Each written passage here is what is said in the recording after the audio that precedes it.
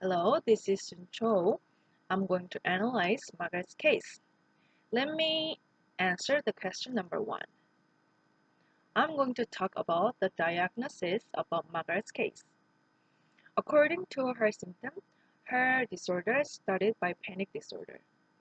But after the first experience of the panic disorder, a symptom of agoraphobia is accompanied. So the symptom she is experiencing can be explained by panic disorder with agoraphobia. Let me explain about some reasons why I diagnosed her like this. A year ago, she felt anxiety and panic in the middle of shopping center. And it happened again in the same place, but it was worse. Her heart beat fast and she felt like she's going to die. To cope with that symptom, she was run away from where she was. According to DSM-5 text revised, the character of panic disorder with agoraphobia is that panic attack is recurrent unexpectedly and consistently concerned about having additional attacks and worry about implications of the attack or its sequences. It's exactly the same symptom Margaret does have.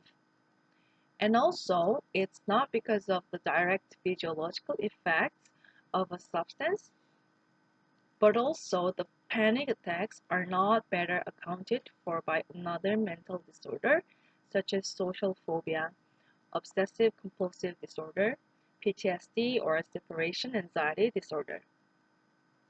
For these reasons, I would like to diagnose I would like to diagnose her as a panic disorder with agoraphobia. Number two, I would like to ask whether she has fear of one or more social or performance situations in which she is exposed to unfamiliar people or possible scrutiny by others.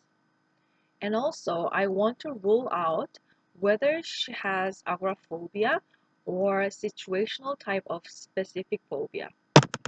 In order to figure it out, I will ask whether she feels fear in other places.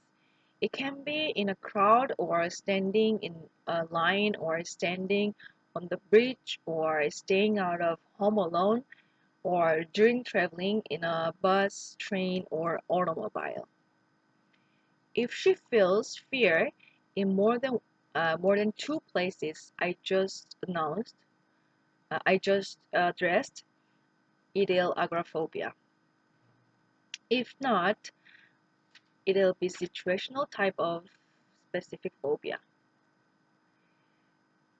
Number three, as she commented about herself, she is emotionally sensitive. It can be one of the reasons she feels fear excessively.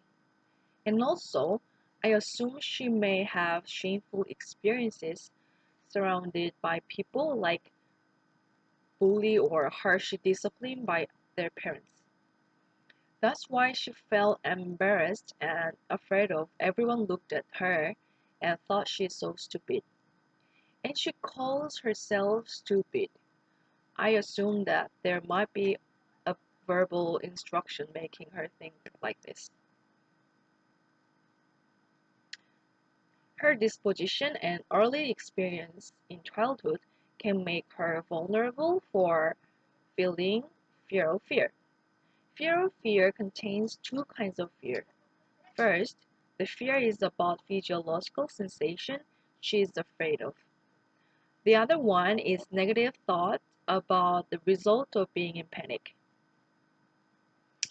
Number four, I would recommend systematic desensitization and constructing the automatic thought which triggers her fear. First, I would let her know what causes her symptom and mechanism how it works, and teach her how to relieve her tension like skill of breathing by herself, and let her be exposed to the circumstance she's afraid of gradually. My analysis is finished. I've studied anxiety disorder through these assignments. and I've learned a lot. Thank you for listening. Thank you. Bye bye, Professor.